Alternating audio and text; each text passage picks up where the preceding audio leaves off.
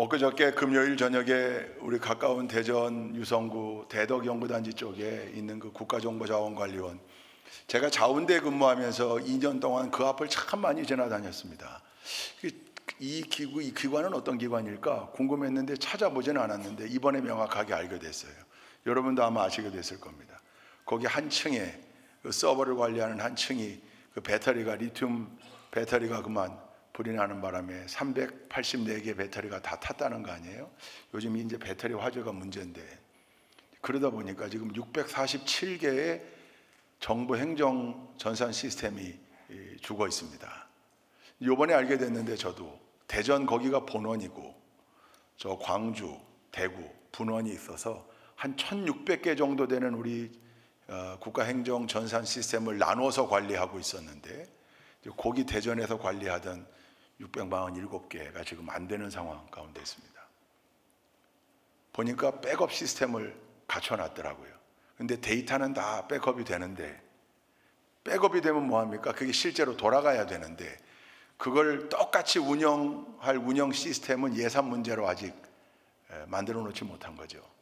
그러니까 이게 안 되면 혹시 문제가 생기면 동시에 자동적으로 이 시스템이 가동되도록 쌍둥이 시스템, 사실 쌍둥이도 부족해요. 그죠? 한 3쌍둥이 돼야 될 것 같아요. 유사시를 대비해서. 그게 됐어야 되는데 그게 안 되는 바람에, 이게 자료는 데이터는 가지고 있지만 이게 대신 돌아가질 않는 거죠. 그걸 구동할 운영 시스템이 있어야 되는데, 그러다 보니까 지금 아직 정상적인 상태가 안 된 채로 불편을 겪고 있습니다. A가 안 될 경우에는 B로 그걸 대신하는 일들, 그걸 우리가 흔히 이 시스템이라고 그러죠. 그런 시스템을 다 갖춰 놓잖아요. 요즘 뭐 플랜 V, 뭐 플랜 B, 플랜 C 이런 얘기들 많이 하죠. 어떤 계획이든지 우발 계획을 세워놓고, 교회가 체육대회를 해도 우천시 계획을 따로 잡아놓잖아요. 혹시 비가 오면. 마찬가지입니다. A가 안 될 경우에는 대신하여 뭔가가 돌아갈 시스템을 만들어 놓죠. 근데 이걸 아무리 노력해도 시스템으로 대신할 수 없는 게 있습니다. 사람으로 대신할 수 없는 게 있습니다. 오늘 그 말씀 드리려고 합니다. 말씀의 제목이 뭡니까? 대신하여입니다. 안타까운 건 세 번역의 버전은 이 대신하여를 전부 위하여 또는 뭐 대리하여 이렇게 바꿔서 번역을 했는데, 개역개정으로 오늘 우리가 읽은 본문을 보면 6번의 대신하여가 나옵니다. 대신하여, 대신하여, 대신하여, 대신하여. 시스템으로 안 됩니다. 대신할 수 없습니다. 아무리 훌륭한 사람이라고 해도 이걸 대신할 수 없습니다. 정답은 우리가 알고 있습니다. 예수 그리스도의 구원의 십자가, 은혜의 십자가, 이건 사람으로 대신할 수 없습니다. 그 어떤 훌륭한 시스템으로도 대신할 수 없습니다. 동의하시면 아멘. 오늘 이 말씀 드리려고 합니다. 제가 군목 생활하면서도 장례를, 제가 이제 담임 목사로 부임한 이후에 장례를 집례한 게 벌써 20건 가까이 되는 것 같아요. 근데 군에 있으면서도 장례를 참 많이 했습니다. 근데 안타깝게도 군의 사고로 생명을 잃는 용사들, 간부들이 많습니다. 근데 그 가운데 제가 군목 생활을 하면서 저와 함께 예배하고 제 설교를 듣고 신앙생활했던 신우 가운데 첫 번째 장례를 치렀던 일이 지금도 명확하게 기억이 납니다. 뚜렷하게. 제가 그때 1군단 포병 여단에 있었는데 예하 대대가 19개나 되고 교회는 21개가 돼요. 제가 관할해야 될 교회가. 목회 사역도 바쁘지만 평상시에는 그 19개 대대의 심리검사, 인성교육, 사고예방교육, 그걸 주로 군종 참모가 시킵니다. 물론 이제 신부 법사도 함께 나눠가지고 하지만 잘 안 해요. 안 하려고 그래. 그걸 커버하느라고 제가 참 많이 돌아다녔습니다. 그 1포병여단의 여단장 집사님이, 지난번 제가 언제 한번 말씀드렸던 동그란 원 2개 크게 그려놓고 군생활, 신앙생활, 신앙생활, 군생활 그렇게 복무계획 보고 하는 바람에 그냥 핍박받고 어려웠던 그 여단장 집사님이에요. 거기 공관병입니다. 여단장 공관의 공관병. 지금은 이제 공관병이 다 없어졌습니다. 그러나 그때만 해도 공관을 지키고 관리하고 또 식사도 준비하고 하는 공관병이 있었어요. 제가 이제 실명을 이야기하진 않겠습니다. 그냥 길동이로 합시다. 길동, 홍길동이. 이 친구는 연세대학교를 다니다가 군에 왔는데 교회를 다녀본 적이 없습니다. 근데 공관병으로 보직을 받아가지고 생활하다 보니까 새로 오신 여단장님이 너무 신앙이 좋은 집사님이에요. 그러니 그 여단장님이 공관병을 그냥 두겠습니까? 야, 길동아, 우리 예배 드릴 때 너 뭐 혼자 있지 말고 같이 갈까? 여러분, 장군이 가자고 그러는데 어느 병사? 전 싫습니다. 이런 병사가 어디 있겠어요? 요즘은 있다고 그래요. 요즘은 장군이 이야기해도 자기 의견에 안 맞으면 오브젝션, 이의 있습니다. 사장님, 그건 아닌 것 같습니다. 제 생각엔. 건강한 면도 있는 거죠. 근데 그때 그 친구는 또 워낙 아주 선하게 자기를 대해주는 존경하는 여단님이 가자고 그러니까 온 거예요. 여단님 차를 타고 성판에 불 켜고 와요, 같이. 이제 군생활 해보신 분들은 알 거예요. 잠깐만, 그 공관병은 어디 탔을까?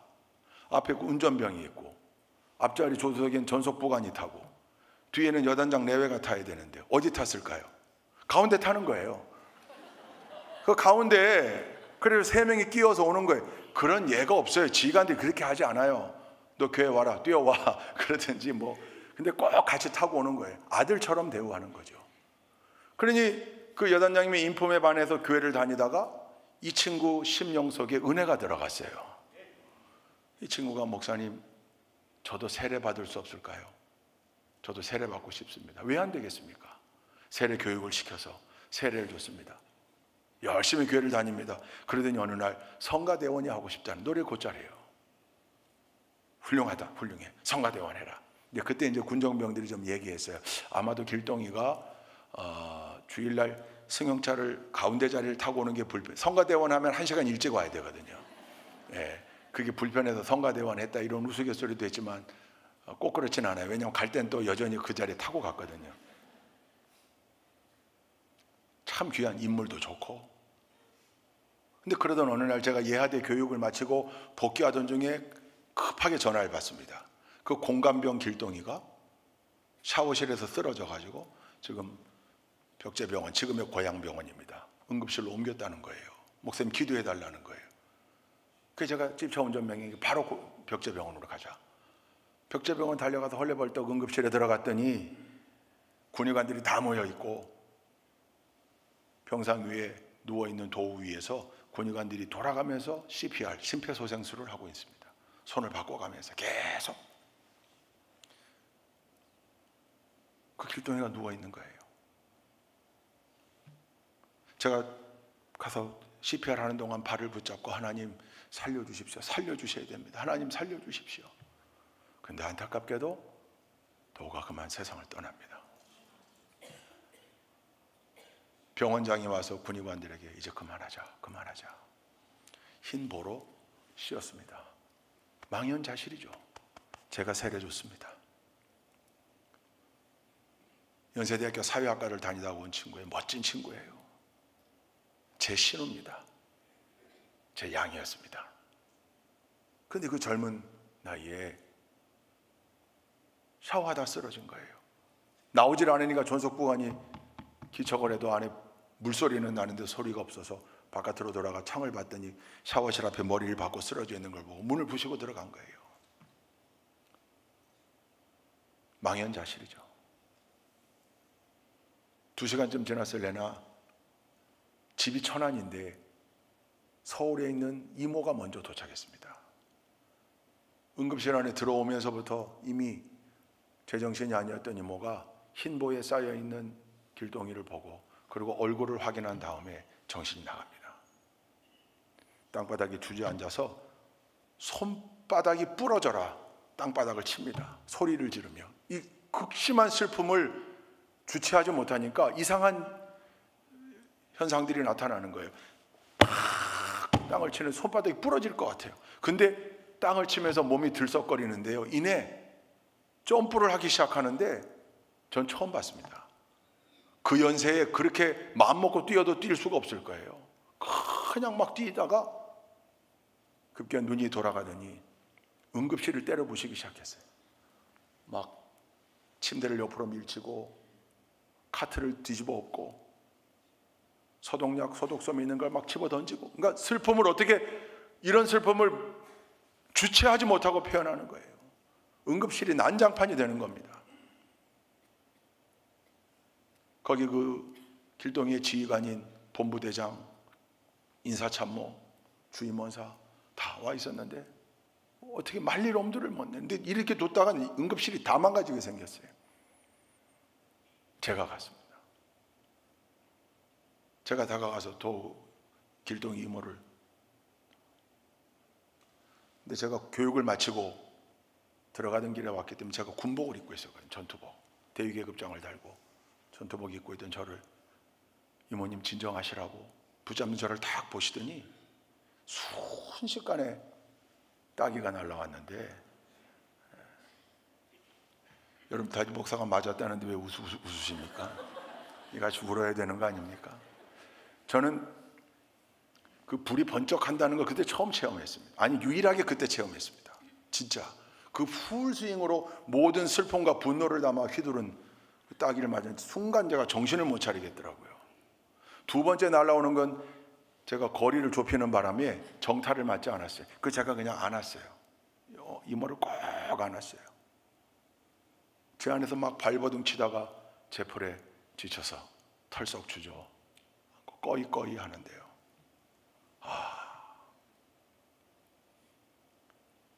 부모님이 올라옵니다. 여러분, 아들이 둘이 있는데 길동이가 큰 아들이에요. 공부 잘했어요. 중학교 때 반장하다가 전교회장, 반장 전교회장, 고등학교 때 반장 전교회장이에요. 그리고 연세대 진학한 거예요. 자랑스러운 아들이에요. 그 부모님이 얘기해 주시더라고요. 동생은 중학교를 중퇴했어요. 왜? 폭력. 그 천안 시내 그 나이에 벌써 20대 초반에 주먹으로 이름 날리던 친구예요. 얘기해 주더라고요. 그 퇴학당하는 그 중학교 가가지고 두 내외가 학생 주임 앞에 무릎 꿇고 한 번만 더 용서해 달라고, 그리고 읍소하고 빌다가 육교를 건너서 큰아들이 다니는 고등학교 왔더니 교감 선생님, 교무주임, 담임 선생이 나와서 도열하여 기다리고 있더래. 왜? 그 길동이가 전교 회장이 된 다음에 학교를 처음 방문하는 거였거든요. 둘째 아들 학교 가서는 무릎 꿇고 코가 땅에 닿도록 읍소하고 빌고, 큰아들 고등학교 가서는 전교 회장이 부모님 왔다고 환대하고 영접하는 이 극명한 차이. 근데 이 아들이 죽은 거예요. 이 꼭 이럴 때 꼭 고모 이모들이 실수해요. 그거 와서 빈소의 영정 앞에 통곡하면서 꼭 그래. 하늘도 무심하시지, 데려가시려면 저놈을 데려가지 왜 이 집안의 자랑인 이 데려갔냐고 막. 근데 하도 그 둘째 아들은 그런 소리를 하도 들었는지 뭐 까딱도 하지 않아요. 귀뚱으로도 듣고, 귀뚱으로 그냥 듣고 흘러버리고, 그 수하들이 까만 양복 입고 와가지고 장례식, 여기 군병원이에요. 제 나와바리예요. 우리 나와바리. 근데 이 친구들이 요소요소 지키면서 90도로 인사하고, 목사님 안내하겠습니다. 뭐 지가 안내해, 내가 그냥 가면 되는데. 장례를 치르는데 우리 교회가 최선을 다해서 장례를 치렀어요. 미리 군종병들을 다 데려다가 장례식 때 부를 찬송가를 다시 연습시키고, 성가대도 연습시키고, 성도들 전원 집합 그 장례를 벽제병원에서 부대장으로 치릅니다. 장례 순서 가운데 예배를 드리는 거예요. 이쪽은 친척들, 이쪽은 우리 부대 관계자들인데 대부분 교회 관계자들. 그러니까 찬송은 다 여기서 울려 퍼지는데 이쪽 유족들, 친척들은 단 한 사람도 교회를 다니지 않아요. 찬송을 아무도 못 부르는데 한 사람만 부르더라고요. 저 때린 그 이모만 기독교인이고 그 이모만 집사님이에요. 제가 나중에 그 다음날 목사인 걸 알고 정말 미안해 하셨죠. 집사가 언제 목사 따기 때려보겠어요. 장례를 잘 치렀습니다. 은혜롭게. 근데 여러분, 장례를 은혜롭게 치른다 한들 사랑하는 아들을 먼저 그것도 나라 지키라고 군에 보내놨는데 갑자기 죽었어요. 부검을 했는데 사인이 나오질 않아요. 부정맥일 가능성이 높다. 청장년 급사증후군, 이렇게 사인이 나왔어요. 입관을 하는데 제가 우리 교회도 그렇게 하듯이 그냥 장례지도사가 입관, 염하고 입관 해놓으면 우리가 그냥 예배 드리는 게 아니고 늘 마지막 모습 염할 때부터 가서 참관하고, 관에 모시기 직전에 가족들 내려오라고 그래서 마지막 얼굴을 보고, 다만 혹시 사고로 돌아가셨을 경우에는 얼굴은 가리죠. 그러나 도우는요, 길동이는 너무 밝았어요. 얼굴이 환하게. 미남고 얼굴 그대로 그냥 치면 깰 것 같은. 그러니까 그 믿지 않는 부모가 그 얼굴을 보고, 목사님, 우리 아들이 천국 간 거 맞죠? 우리 아들이 천국 간 거 맞죠? 맞습니다. 세례 받았습니다. 성가대원도 했고요. 제 설교를 들으며 함께 예배했습니다. 예수를 그리스도로 영접했기에 천국 갔습니다. 이 얼굴을 보십시오. 이 얼굴이 어찌 두려움의 얼굴입니까? 고통의 얼굴입니까? 너무 환한 얼굴이에요. 이 두 엄마 아빠가 거기서 위로를 받았어요. 마지막 모습 속에. 그리고 정말 참기 힘든 고통이었을 텐데 장례 치르는 동안 이 부모는 침착하게 마음을 잡고 조문객들을 맞고 자리를 지킵니다. 장례가 다 끝난 다음에 돌아가서 우리 교회로 천안 호두과자를 60박스인가 보냈던 기억이 나요. 다 신우들하고 나누라고. 지금도 기억이 나요. 그 부모님을 한번 찾아보고 싶어요. 제가 이 말씀을 왜 드리냐면, 제가 그때 맞았다고 그랬잖아요. 제가 세게 맞았어요. 정말 정신을 잠깐 잃을 정도로 세게 맞았어요. 근데 제가 맞는 걸 본부대장, 주임원사, 인사참모가 그 자리에 있었거든요. 자, 장례가 끝난 다음부터 이 세 분이 죄인이 된 거예요. 누구에게? 저한테. 이런 사고 처리, 흥분하는 유족들을 달래고 장례가 잘 치러지도록 하는 게 그분들의 임무예요. 인사참모, 주임원사 임무예요. 제 임무가 아니에요. 부모를 상대하고 설명해야 되는 일, 진정시켜야 되는 일, 그게 본부대장의 임무예요. 그러니까 때로 때리는 부모들이 있죠. 아들을 잃었는데 그거 맞아야 되는 게 본부대장 지휘관이고 인사참모 주임원사예요. 근데 제가 맞았어요. 이분들이요, 요즘 흔히 얘기하는 까임 방지권을 저한테 몇백 장씩 주는 거예요. 이분들은 제가 얘기하는 건 뭐든지, 하여튼 먼저 물어봐요. 목사님 뭐 도울 거 없습니까? 주임원 좀 찾아. 목사님 뭐 교회 뭐 관리 뭐 도울 거 없습니까? 혹시 건빵 안 필요하십니까? 뭐 늘 인사참모든 늘 저한테 필요한 거면 뭐든지. 목사님이 맞았다는 소문이 났을 거 아니에요. 부대에 따귀를 그렇게 맞았다. 그러니까 자기랑 직접 이해관계가 없음에도 불구하고, 아유 목사님 대단하십니다. 맞을만 하더라고요. 대신 한 대 맞은 건데, 물론 두 대를 휘둘렀지만 한 대는 정타를 안 맞아서 저는 그냥 한 대 맞았다고 얘기하는데, 한 대 맞았는데 이 정도면 가끔 맞을만 하다, 그 생각이 들더라고요. 나를 대신해서 누군가 맞았다, 누군가 고통을 당했다, 누군가 어려움을 당했다, 그게 미안하니까 그냥 계속 저를 위해서 뭔가 할 일이 없을까? 목사님을 도울 거 없습니까? 여러분, 따귀 한 대 맞는 게 뭐라고? 그거 한 대 맞은 거 가지고도 제가 과분한 대접을 받았는데, 오늘 우리가 읽은 말씀에 대신하여는요, 예수님의 십자가는 따귀 한 대의 십자가가 아니잖아요. 이게 어떤 의미입니까? 세 가지 의미가 있습니다. 첫째, 고통의 십자가. 나를 대신하여, 우리를 대신하여 고통당하신 거죠. 여러분, 그 고통이 얼마나 극심했는지 이해하시죠? 여러분, 로마 제국은 두 가지의 사형 집행 제도를 가지고 있었습니다. 하나는 십자가형이고 하나는 참수형, 목을 자르는 겁니다. 우리가 이번에 성지순례를 10월에 이제 가요. 지금 벌써 5차례 모여서 계속 공부하고 교육하고 있습니다. 이 성지순례, 로마와 그리스와 튀르키예를 순례하는 이 성지순례는 바울의 발자취를 따라가는 성지순례입니다. 여러분, 바울이 로마에서 순교당했는데 어떻게 순교당했습니까? 참수당했습니다. 바울은 목이 잘렸습니다. 베드로가 로마에서 순교당했는데 어떻게 순교당했습니까? 십자가에 거꾸로 매달려 죽었습니다. 십자가형과 참수형이 있는데요, 로마 시민권자에게는 참수형입니다. 우리가 생각하기엔 그게 더 끔찍할 것 같지만 한순간에 십자가형은요, 계속해서 고통을 느끼다 죽게 만드는 거예요. 로마 시민은 참수형, 이방인들, 로마 시민이 아닌 사람들은 십자가형. 땅에 저들의 부정한 시체를 닿게 할 수 없다. 땅에서 띄워 십자가에 매달아 죽이는데, 십자가에 달리기까지도 고통이고 십자가에 달린 이후에도 죽기까지 6시간에서 12시간 끝없이 고통을 당하는 거예요.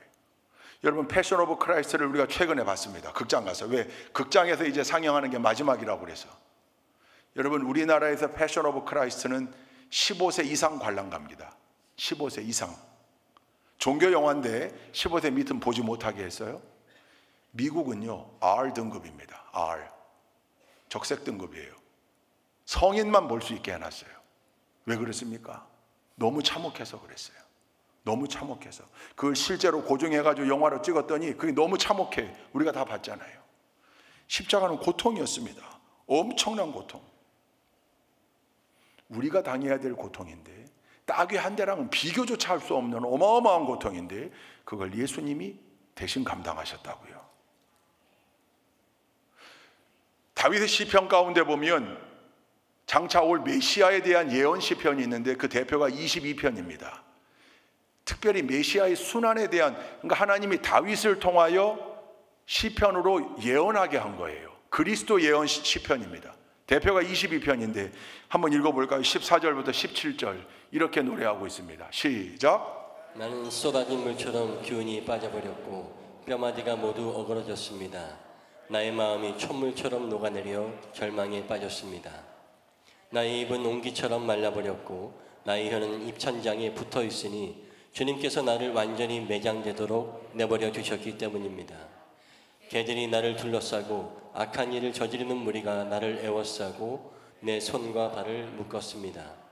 뼈마디 하나하나가 다 셀 수 있을 만큼 앙상하게 드러났으며 원수들도 나를 보고 즐거워합니다. 다윗의 시편입니다. 메시아 그리스도의 순환에 대한 예언 시편입니다. 정확하게 예언했고 노래했습니다. 고통을 노래한 겁니다. 고통을 예언한 겁니다. 죄에는 형벌이 따라옵니다. 형벌은 고통스러운 겁니다. 교도소에 호강하려고 들어갔습니까? 그 교도소에 호강하라고 집어넣는 겁니까? 힘들어해야 한다 그 말입니다. 지은 죄가 있으니 그게 죄값입니다. 근데 그거랑 비교조차 할 수 없는 고통이 십자가에 있었습니다. 우리가 당해야 될 고통인데 예수님이 대신하여 당해주신 겁니다. 고통의 십자가를 잊지 않는 우리 모두가 되기를 주님의 이름으로 축원드립니다. 고통을 왜 당하셨는가? 그건 이사야 선지자가 정확하게 노래했습니다. 예언했습니다. 이사야서 53장 5절 함께 읽겠습니다. 시작. 그러나 그가 찔린 것은 우리의 허물 때문이고 그가 상처를 받은 것은 우리의 악함 때문이다. 그가 징계를 받음으로써 우리가 평화를 누리고 그가 매를 맞음으로써 우리의 병이 나았다. 우리를 위하여, 아니 나를 위하여, 나의 구원을 위하여, 나의 치유를 위하여, 나의 회복을 위하여 주님이 당하신 그 고통의 십자가, 여러분 그 십자가 붙잡고 사는 우리 좋은교회 모든 성도들이 되시길 주님의 이름으로 축원드립니다. 두 번째는 수치의 십자가입니다. 육체적 고통뿐만 아니라 엄청난 조롱과 수치를 당하셨습니다. 침뱉음을 당하시고 조롱을 당했습니다. 온갖 모욕, 모멸을 당하셨습니다. 뺨을 맞으셨고 머리엔 가시관이 강제로 씌워졌습니다. 마지막 순간에는 거의 발가벗겨질 정도로 옷을 뺏겼습니다. 수치입니다. 수치. 죄에 따라오는 수치입니다. 그래서 오늘 우리가 읽진 않았지만 시편 22편 6절 말씀에 보면 이렇게 나와 있습니다. 시편 22편 그리스도 예언 시편 22편 6절 함께 읽습니다. 시작. 그러나 나는 사람도 아닌 벌레요 사람들의 비방거리 백성의 모욕거리일 뿐입니다. 뿐만입니까? 시편 22편에 이미 로마 군병들이 예수 그리스도의 옷을 제비 뽑아 나누어 가진다는 것, 그걸 시편에 노래했어요. 18절만 읽읍시다. 22편 18절 시작. 나의 겉옷을 원수들이 나누어 가지고 나의 속옷도 제비를 뽑아서 나누어 가집니다. 명확하게 예언되어졌고 그대로 이루어졌는데 그 수치를 다 당한 거예요. 십자가형은 로마 제국이 고통을 수반하는 형으로 뿐만 아니라 모욕과 수치의 대명사로 만들어 놓은 겁니다. 많은 사람들에게 보게 한 겁니다. 십자가형을 시키는데 은밀하게 그냥 밀폐된 장소에서 혼자, 그런 십자가형은 없습니다. 모두가 보게 했습니다. 자기가 달려야 될 십자가를 짊어지고 광장을 행진하게 했고, 사형 집행 장소에 와서 못이 박혀 세워질 때에도 많은 사람들의 구경거리가 되겠습니다. 많은 사람들이 사형수를 보고 침을 뱉었습니다. 수치를 당하는 거예요. 죄로 인하여 우리가 당해야 할 수치를 예수님이 대신 당한 거죠. 여러분, 최초로 죄를 지은 누굽니까? 아담과 하와가 에덴 동산에서 죄를 짓습니다. 그때 나타난 처음 현상이 뭡니까? 부끄러워진 겁니다. 자기들의 수치가 드러나 부끄러워진 거예요. 죄의 형벌이죠. 수치. 그래서 나무 뒤에 숨습니다. 무화과 나무 잎으로 부끄러운 부분을 가리고, 그때 하나님이 가죽옷을 지어 입혀줬다 그랬습니다.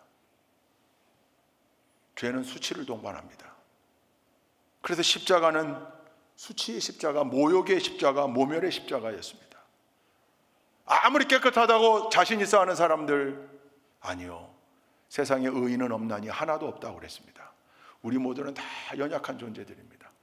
행동으로 옮기지 않는다 할지라도 우리의 마음속에는 온갖 수많은 생각들이, 여러분이 알고 제가 알지 않습니까?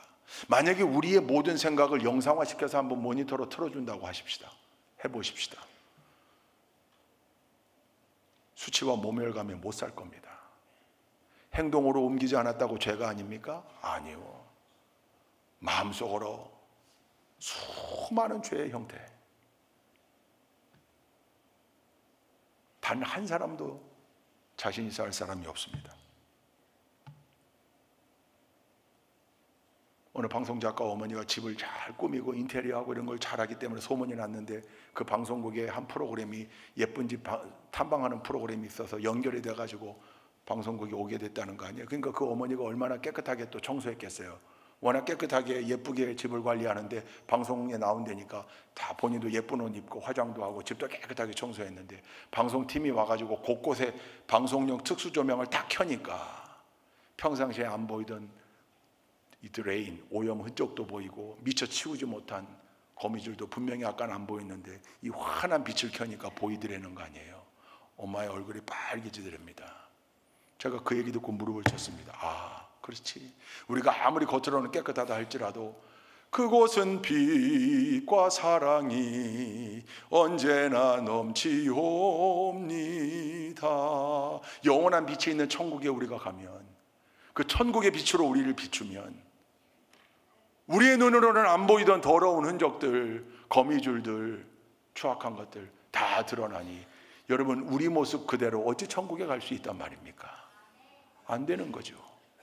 그 수치를 해결해 주신 은혜의 십자가, 대신 당하심으로 그것을 해결해 주신 은혜의 십자가, 우리가 당해야 될 십자가를, 우리가 당해야 될 수치를 예수님이 대신 당해 주신 겁니다. 이 은혜의 십자가를 잊어서는 안 됩니다. 나를 대신하여, 우리를 대신하여도 하지 맙시다. 나를 대신하여, 모든 인간을 대신하여, 성경엔 그렇게 써 있습니다. 그러니 나를 대신하여, 나를 대신하여 예수님이 고통당하셨고, 나를 대신하여 내가 당할 수치를 대신 당하셨다. 세 번째로는요, 그 십자가가 나를 대신하여 생명을 바친 죽음의 십자가입니다. 나를 대신하여 죽으신 거예요. 여러분, 감동적인 스토리에는 늘 공통적 요소가 있는데, 그 대단한 감동에 있는 스토리의 공통적 레파토리가 누군가를 대신하여 가장 귀한 자기 생명을 내어놓은 일들입니다. 누군가를 대신하여 죽는다. 이거 엄청난 일인 거죠. 이제 내일 모레면 국군의 날이거든요. 군인들, 이 군 안에는 수많은 사례들이 있습니다. 제가 마지막으로 근무했던 육사, 여러분 육사 출신 장교 가운데 요즘 젊은이들은, 요즘 친구들은 잘 모를 거예요. 유명한 사람, 중대원 100명을 살리고 대신 산화한 고 강제구 소령, 아마 스토리를 아실 겁니다. 육사 16기예요. 육사 16기로 들어와서 1965년도에 월남 파병 명령을 받고 그 맹호부대 수도사단, 당시는 수도사단이었는데 이 수도사단 1년대의 10중대장 보직을 감당하면서 파병 명령을 받습니다. 그래서 저 강원도 홍천에서 파병 준비단 훈련을 해요. 그 10월 4일입니다. 그때 그 이등병, 박해천 이병이라고 기록되어 있는데, 그 이등병이 수류탄, 여러분 수류탄은 우리가 영화에 보면 옛날에 그 전우의 나시찬 이런 배우들이 했던 수류탄은 이렇게 이빨로 이렇게 해가지고 막 던지, 이빨로 이렇게. 근데 군에 가서 훈련 받다 보니까 이걸 어떻게 이빨로 뺐지? 이빨로 못 빼요. 그 클립을 지렛대의 원리를 이용해서 힘껏 빼야 빠집니다. 근데 클립을 빼도 아무 문제가 없어요. 클립을 빼면서 문제가 되는 건 클립 때문에 붙어있던 손잡이가 떨어지는 겁니다. 그 손잡이가 떨어지는 순간 안쪽에 있는 화약을 공이가 때려서 도화선처럼 치 타들어가다가 3초, 4초가 지나면 터지는 거예요. 땅에 떨어져서 터지는 게 아니에요. 충격을 받아 터지는 게 아니에요. 그거가 분리되는 순간 점화가 되고 3, 4초가 지나면 터지는 원리예요. 그래서 수류탄 투척 훈련을 할 때 이 원리를 계속 강조시킵니다. 왜냐하면 고정관념이 있거든요. 영화를 하도 많이 봐가지고 땅에 떨어져야. 그래서 참 안타까운 죽음은 이거 빼다가 손잡이가 툭 분리됐는데 다시 거기다 갖다 붙여놓고 쥐고 있는, 그 손에서 터진 경우들이 왕왕 있어요. 그러면 안 돼요. 바로 던져야 돼요. 바로 미끄러졌으면. 아마 이 박해천 이병도 훈련 받다가 왜냐하면 실수류탄 긴장되죠. 그러니까 이게 손에 땀이 나서 아마 클립을 떨어뜨리고 수류탄 자체를 떨어뜨린 것 같아요. 파지해가지고 투척 자세를 하다가 뒤에 떨어졌어요. 뒤에 떨어지니까 지금은 그래서 거기 수류탄 투척 훈련장에 여러 안전장치들을 구조물로 만들어 놨는데 그땐 그게 제대로 안 돼 있으니까 뒤에 다음번 순번을 기다리고 대기하던 중대원들 100명이 모인 거기로 수류탄이 굴러갑니다. 그걸 보고 중대장 강제구가, 대위 중대장 강제구가 본능적으로 순식간에 수류탄 위에 몸을 던져 본인이 산화한 거죠. 100명을 살린 겁니다. 그래서 태국 무공 훈장을 추서하고 1계급 특진에서 강제구 소령이 된 겁니다. 그때 결혼한 지 2년 차 첫 돌이 지난 아들이 있었습니다. 강병훈입니다. 여러분 얼마나 힘들었을까요? 그래도 그 헌신 때문에 수많은 생명을 살린 거죠. 그래서 육사 생소 시절에 이중대 소속이었기 때문에 이중대 이름을 제구중대로 바꿉니다. 그리고 육사 안에 강제구 소령의 동상을 크게 세워놨습니다. 그리고 육사 생도들은 4학년 마치고 졸업하며 인간식이 끝난 다음에 전통이 하나 생겼어요. 제일 먼저 강제구 소령의 동상 위로 올라가 강제구 선배의 목에 화환을 걸어주는 사람이 동기 중에 1번으로 장군 진급된다. 그 속설, 이건 뭐 미신적 요소가 아니라 자기 선배를 자랑스러워해서 그렇게 걸어주는. 그래서 지금도, 왜냐하면 동상이 높아요. 그러니까 지금도 임관식이 딱 종료되면 다 강제구 동상으로 달려갑니다. 일종의 하나의 퍼포먼스가 된 거죠. 그 선배를 자랑스러워하는. 왜 자랑스러운 겁니까? 다른 생명 살리려고 목숨을 바쳤기 때문입니다. 이런 스토리가 육군에만 있는 거 아니죠. 비슷한 스토리가 이인호대라고 해병대에서도 베트남 가가지고 작전하다가 수류탄을 몸으로, 왜냐하면 동굴 수색하다가 수류탄이 던져지는 걸 보고 몸을 덮쳐서, 그래서 또 수색대원들을 살려낸 스토리가 있고요.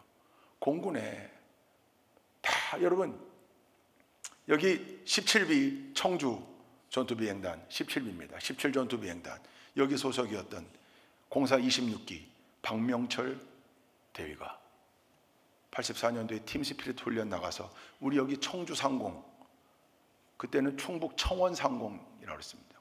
우리가 청원군 아닙니까 원래? 여기 상공에서 사격 훈련 비행하면서 하다가 그만 비행기가 떨어져서 순직합니다. 그때 그 아내가 아들 하나를 데리고 미망인이 돼요. 이준신 여사가 혼자 돼서 그 어린 아들을 잘 길러냅니다. 공부 잘했습니다.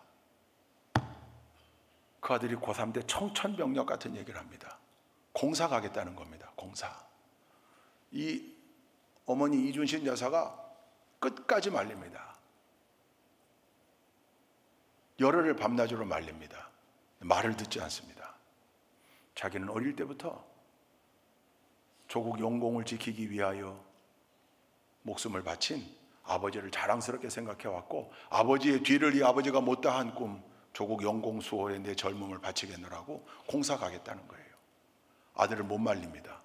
그래서 그 박인철 아들이 공사 52기로 진학을 합니다. 아버지는 공사 26기, 아들 박인철은 공사 52기. 저 해미에, 서산 해미에 있는 20전투 비행단에 소속이 돼서 임무 수행하다가 그 아들이 또 떨어집니다. 그래서 박명철 소령, 박인철 대위 부자가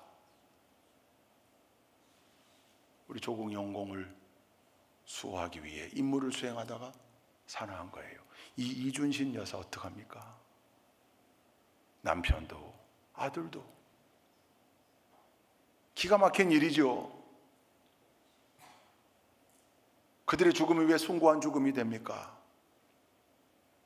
국민들의 재산과 생명을 보호해야 되는 게 군인들의 사명이고, 군인들은 죽을 줄 알면서도 어디든 가야 되는 게 군인입니다. 군인은 공무원 아닙니다.